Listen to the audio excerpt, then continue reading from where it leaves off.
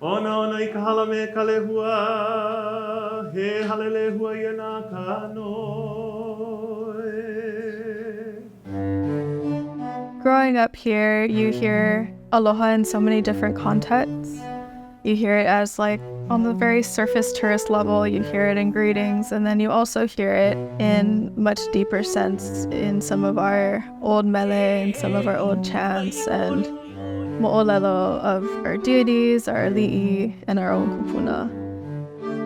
So people think, on the lokahi wheel, aloha, lokahi, pono, all these things. No, aloha is the genesis of everything. It's not just one of the values, it is the genesis of all values. Now, switch that in your thinking and things will change. Aloha is the primal, energetic force of our collective evolution. I just wanted to ask to perhaps, define, expand on the significance of the word no when attached to aloha. So no with the kahako over the o is an intensifier. So aloha no means like a lot of aloha.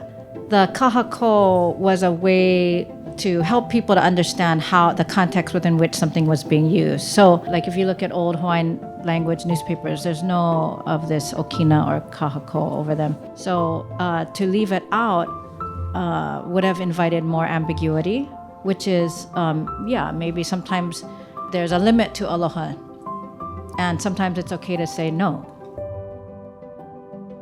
To really consider the act of aloha no, I would often tell my art students, but is that idea going to keep you warm at night? Is that going to hold you? And I heard Noel say, aloha needs to be shared but defended, and I'm learning how to defend that. One idea that I hold as an artist is that amazing things start in really small moments, and a really complex idea is built from a small spark. Even when we're walking to the store to buy milk and bread, we might be contemplating the meaning of life. Aloha Aina spans across generations.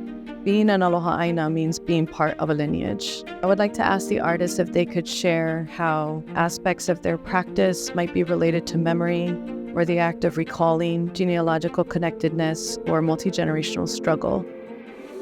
Being brave is something that I think I'm getting from my ancestry right now.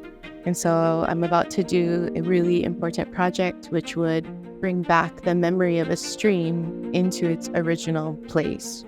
And our current experience of it is just a road.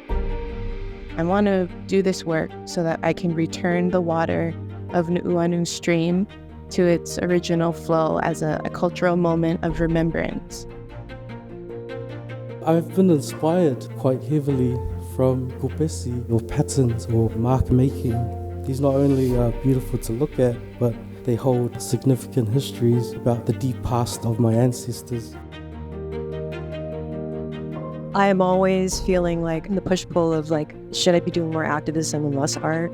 But I also think that all art is political, whether or not you want it to be. It really is a tangible thing to create, and creating is an act of resistance. Just being and being for something is an act of resistance. Stand here at the edge of return. Return to our people whose blood and flesh and bone and hair, whose roots and seeds have been ground into the mud, the sand held in black basalt. We, the Mauna, Moana, Aina, Ikena, Tabal, Muhit, Erd, Amerifa, stand beside us where we breathe life into ashes and become Simurg, Alai, where we return from flight, from bomb and blood, from char and exile, where we return as rain and salt, as eroding winds, as these waves, as olive groves and orange trees growing wild as vines of Maile. Stand with us where our lands are returned, and we return to them.